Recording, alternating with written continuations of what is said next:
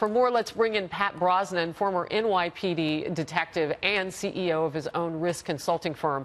So, Pat, it's always good to have you along for these things because we've had a lot happen in the city, and I know you've been there. You've got the experience of dealing with incredibly large crime scenes, which this is. You had in excess of 22,000 people for a concert venue.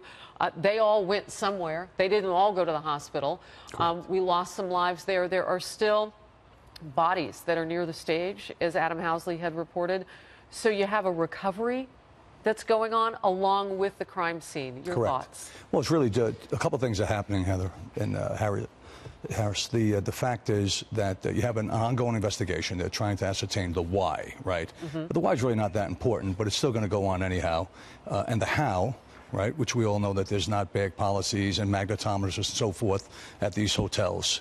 But in the meantime, the overarching is the concern for the victims. They got to get them out. They got to stabilize the crime scene and remove. So it's really a recovery effort.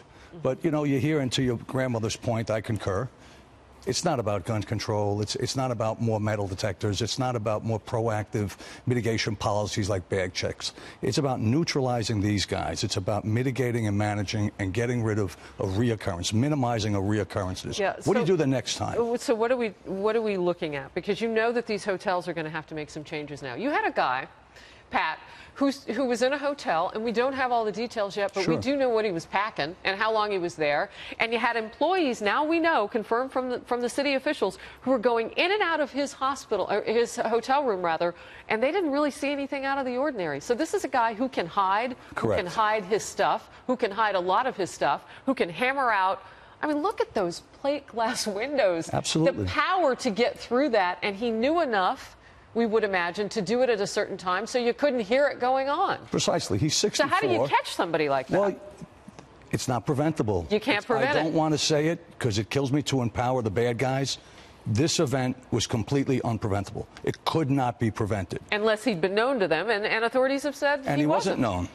He wasn't known. He was deceitful enough, purposely deceitful enough, to be able to ship in these items over a course of days, bring in 500 rounds. Think about the aggregate weight of 500 rounds of ammo. He brought it in piecemeal. He brought the weapons in piecemeal. He stayed low-key. He built his platforms. Not only that, he retrofitted 10 weapons, no small feat, into fully automatic. This was completely unpreventable. But we can learn from it, and that's what's important, Harris. We can learn how to minimize the probability of reoccurrence. And that is about partnering up with the off-duty guys. In the United States, we have 1 million sworn officers. I know that, and the fact is they're everywhere. Off-duty officers are everywhere. They're armed, they're trained, they're knowledgeable, they know how to move in a crowd, they know how to respond. There should be contractual alliance. This is what should happen on a national level. They're sworn police officers. They're sworn by the state. They're sworn to empower. Would that have helped from a guy who was shooting from 32 stories Not in up? this instance. I'm talking about the next one. This one was not preventable. This was completely unpreventable. But, I mean, while it was going on, you've got bullets raining down, and witnesses have said it did help to have some off-duty police officers and military in the crowd, just in terms of the order. Absolutely, in terms of minimizing the loss to life. But you're saying going forward, just in general, to send the signal, like marshals on an airplane. Same concept, but extrapolated across 1 million officers, 1/3 are working 8-hour shifts. That means 66% are available to help. Empower them, make it contractual, make it policy. They have the training, they're weaponed, they want to do it. That's why they became officers. That's why they're sworn by the state and the federal constitutions. That collective force multiplier will help. It'll mitigate and manage through people, through processes, and through technology. And you do this in New York? That's what happened? Absolutely. Right. Absolutely.